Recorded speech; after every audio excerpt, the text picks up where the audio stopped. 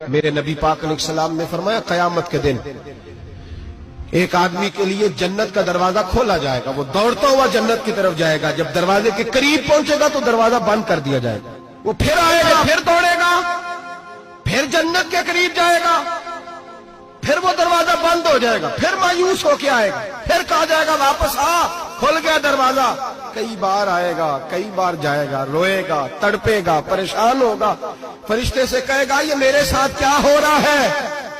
تو وہ فرشتہ کہے گا وہی ہو رہا ہے جو دنیا میں تو اللہ کے بندوں کے ساتھ کرتا تھا، تو لوگوں کے مذاق اڑاتا تھا، بوڑھوں کا مذاق اڑائے، بیماروں کا مذاق اڑائے، غریبوں کا مذاق اڑائے، وہ سمجھدار ہے؟